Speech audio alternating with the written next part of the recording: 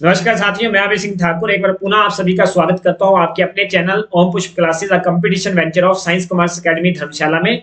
विद्यार्थियों, डेली मैं आपके साथ मौजूद होता हूं करंट अफेयर की सीरीज को लेकर के। आज जैसे कि आपको पता है 21 तारीख, और ऐसी कौन सी घटना अंतर्राष्ट्रीय लेवल पर, राष्ट्रीय स्तर पर, हमारे हिमाचलीय स्तर पर जो घटनाएं घटित हुई है, जो परीक्षा की दृष्टि से बड़ी महत्वपूर्ण है, उनको मैं आपके बीच लेके आया हूं कुछ एमसीक्यूज के जरिए। तो चलते हैं आज के पहले प्रश्न की ओर। पहला प्रश्न आपके समक्ष, मेजर ध्यानचंद खेल रत्न पुरस्कार 2023 किसे प्रदान किया जाएगा? Who will be awarded the major Dhyan Chand Khel Ratna award 2023? बच्चों, इसका सही आंसर ऑप्शन डी रहेगा, ए एंड बी, जो कि चिराग चंद्रशेखर शेट्टी, रंकी रेड्डी, सात्विक साईराज, ये दो व्यक्ति जो हैं, इनको इस बार 2023 का मेजर ध्यानचंद अवार्ड मिलने वाला है। बच्चों, मैं बात करना चाहूंगा कि मेजर ध्यानचंद थे कौन। तो बच्चों, इनका संबंध हॉकी से है, हॉकी गेम से इनका संबंध है, और हॉकी का जादूगर भी इन्हें कहा जाता था। इनको एक उपाधि दी गई है, हॉकी का जादूगर। हॉकी का जादूगर मेजर ध्यानचंद जी को कहा जाता था। भारत में दिया जाने वाला ये सबसे बड़ा खेल रत्न पुरस्कार है, मतलब खेल पुरस्कार जो होता है, सबसे बड़ा खेल रत्न पुरस्कार आपका मेजर ध्यानचंद खेल रत्न पुरस्कार है। अगर मैं बात करूं इसको देता कौन है, तो भारत सरकार द्वारा दिया जाता है। कितना राशि जो दी जाती है? 25 लाख रुपए की राशि जो है सरकार द्वारा प्रदान की जाती है विजेता को। अगर मैं बात जैसे आपको की कि भारत में दिया जाने वाला सबसे बड़ा खेल पुरस्कार है, प्रथम विजेता जो बच्चों इसको जीतने वाले प्रथम विजेता थे, जिनको सर्वप्रथम ये अवार्ड मिला, वो थे विश्वनाथन आनंद।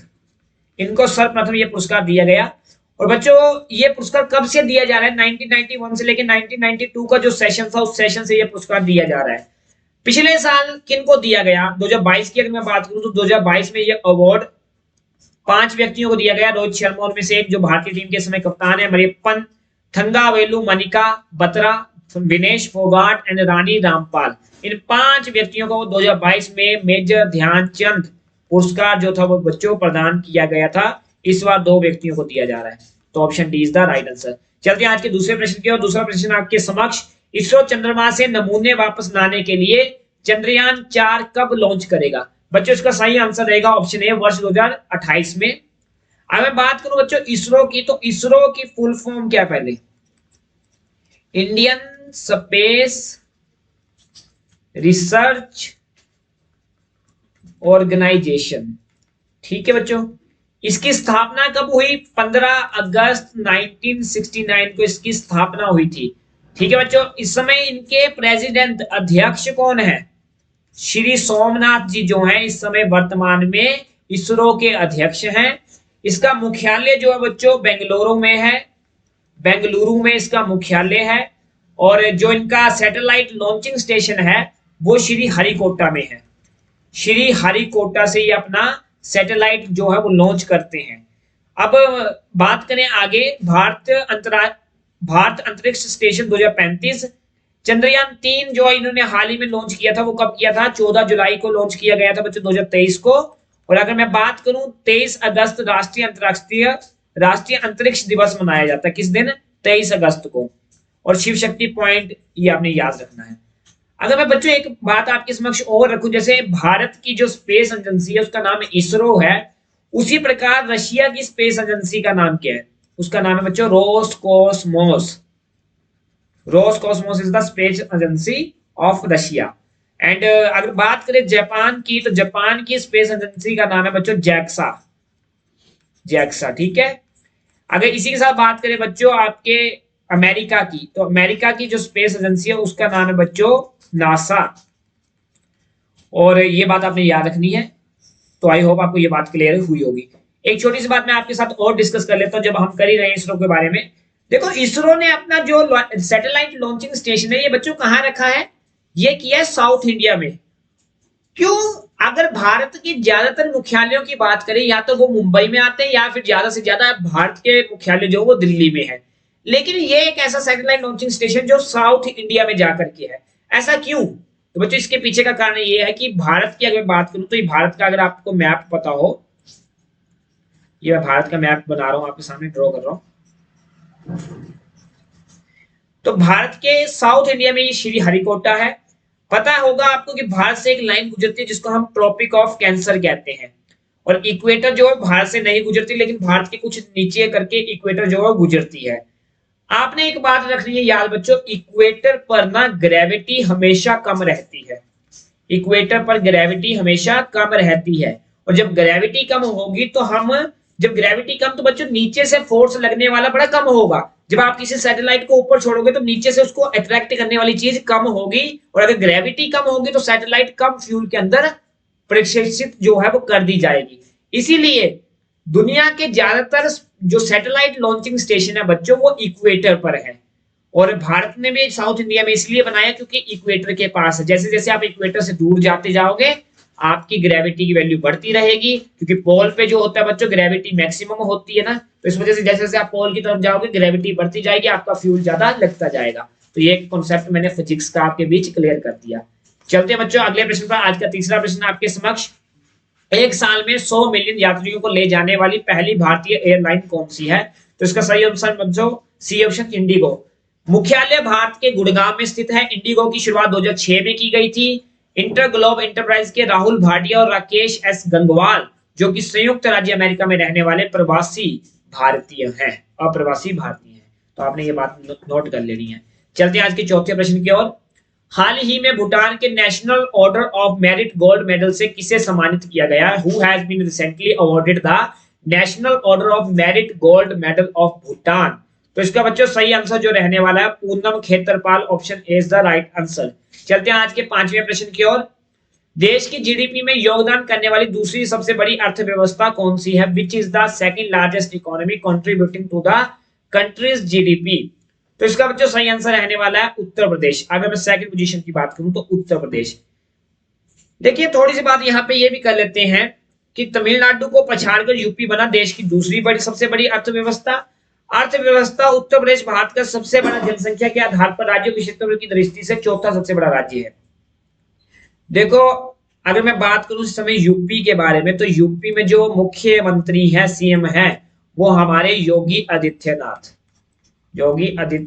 जी हैं, जो कि बीजेपी पार्टी से हैं। अगर मैं वहां के गवर्नर की बात करूं तो गवर्नर बच्चों आनंदीबेन जी हैं। अगर मैं बात करूं यूपी की राजधानी की तो वो है लखनऊ में। ये बात भी आपको याद होनी चाहिए। अगर मैं बात कर रहा हूं जैसे आपको बताया गया है यूपी जो है बच्चों, यूपी भारत का सबसे बड़ा राज्य है। किसके आधार पर? जनसंख्या के आधार पर। तो जनसंख्या के आधार पर सबसे बड़ा राज्य अगर यूपी है तो छोटा कौन सा है? तो बच्चों छोटा है सिक्किम। ये भी आपने नोट करना है।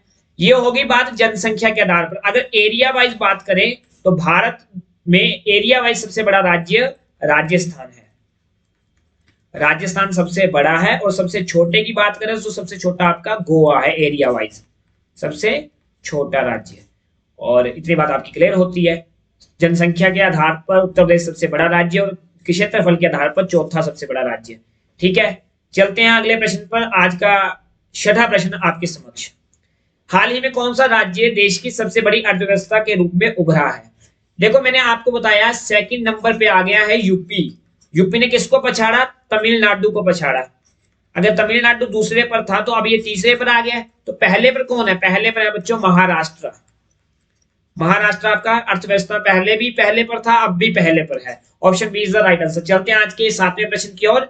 हाल ही में डब्ल्यूएचओ ने किसे उत्प्रेक्षित उष्णकटिबंधीय बीमारी की सूची में शामिल किया है? तो बच्चों इसका 9वां बीमारी जो है ये शामिल की गई है। डब्ल्यूएचओ की बात करूं तो डब्ल्यूएचओ का मतलब वर्ल्ड हेल्थ ऑर्गेनाइजेशन। अगर मैं बात करूं बच्चों वर्ल्ड हेल्थ ऑर्गेनाइजेशन की, इसकी स्थापना कब हुई? तो 7 अप्रैल को हुई बच्चों। 7 अप्रैल 1948 को इसकी स्थापना हुई। इसका हेडक्वार्टर, इसका मुख्यालय कहां पर है? इसका मुख्यालय बच्चों जिनेवा में। और जिनेवा कहां है? स्विट्जरलैंड में है। स्विट्जरलैंड में है। और अगर बात करूं विश्व जो ये डब्ल्यूएचओ है, इसमें टोटल दुनिया के 194 देश जो है इसके साथ भागीदारी बनाई हुई है, और 2 संबद्ध सदस्य भी इसके अदर हैं। तो 196 टोटल मेंबर इसके रहते हैं। चलते हैं आज के 8वें प्रश्न की ओर। 8वां प्रश्न आपके समक्ष। द लेसेंट ग्लोब हेल्थ के अनुसार वर्ष 2021 में लड़कियों के सर्वाधिक बाल विवाह कहां हुए हैं? According to the Lancet global health, where did the maximum number of child marriages of girls take place in the year 2021?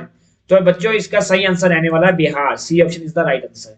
चलते हैं आज के 9वें प्रश्न की ओर। हाल ही में भारत ने राष्ट्रीय स्तर पर निर्धारित योगदान का कौन सा लक्ष्य समय से पहले ही हासिल किया है? Recently which nationally determined contribution target has India achieved ahead of time? तो इसका आंसर रहेगा बच्चों डी ऑप्शन। इन्होंने पहला जो लक्ष्य पाया है उसको बात है 33 से 35% का उत्सर्जन में तीव्रता पाई है। दूसरी बात 40% गैर जीवाश्म ऊर्जा की क्षमता बनाई है। तो option D is the right answer. आज का अंतिम प्रश्न आपके समक्ष, हाल ही में सीनियर राष्ट्रीय स्नूकर का खिताब किसने जीता है? तो बच्चों इसका सही आंसर जो आपके बीच रहने वाला है सौरव कोठारी, इसका सही आंसर रहेगा। तो आज के लिए ये 10 प्रश्न आपके समक्ष। Thanks for watching. इसी के साथ मैं एक बात और करना चाहूंगा आपके बीच बच्चों कि 25 दिसंबर 2023 से SCA साइंस कॉमर्स एकेडमी धर्मशाला द्वारा एक ऑनलाइन बैच जो है वो लॉन्च किया जा रहा है, जो कि डेडिकेटेड रहेगा पटवारी एंड पुलिस के लिए, जिसमें आपको डिटेल कोर्स जो मिलने वाला है।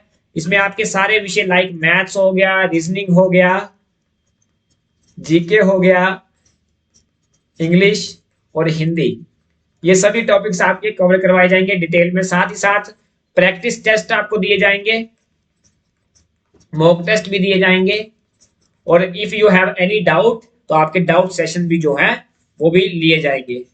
तो मैं चाहूंगा कि आप इस कोर्स को जल्द से जल्द ज्वाइन करें। इसी के साथ धन्यवाद। जय हिंद, जय भारत।